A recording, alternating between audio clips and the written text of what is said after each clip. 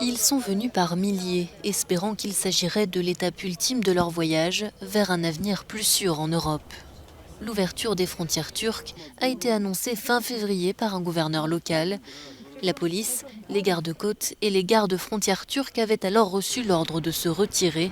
Une annonce confirmée 24 heures plus tard par le président Erdogan lui-même. Qu'avons-nous fait hier? Nous avons ouvert les portes et nous ne les refermerons plus à partir de maintenant. Le président turc a ainsi mis à exécution une menace de longue date de laisser passer les sans-papiers, principalement syriens. En réaction, la Grèce a déployé des forces supplémentaires à la frontière, entraînant le chaos. Cette situation a réveillé en Europe le souvenir de la grande crise migratoire de 2015.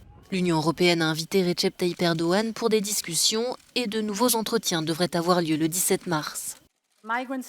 Les migrants ont besoin d'aide, la Grèce a besoin d'aide et la Turquie également. Nous devons trouver la voie à suivre.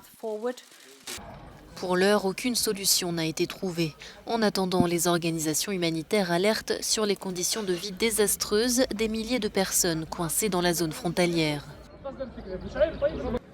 Affamés et exténués, ces hommes ont par exemple fait plusieurs kilomètres à pied pour acheter de la nourriture dans un village voisin. Il n'y a d'après eux pas assez à manger à l'intérieur de la zone tampon.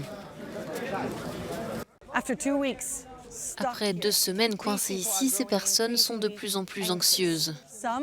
Certaines avaient trouvé un logement ou avaient créé une entreprise en Turquie. Elles ont tout laissé derrière elles lorsqu'elles ont appris que les frontières étaient ouvertes.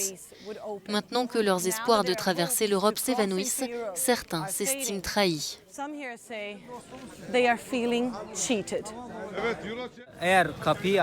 S'ils ouvrent les portes et qu'on peut partir, c'est génial. S'ils n'ouvrent pas les portes et nous renvoient chez nous, ce serait une trahison de la part du président. On avait des entreprises, on travaillait, on a laissé nos emplois pour venir ici. S'ils n'ouvrent pas les portes, Erdogan sera fini pour nous.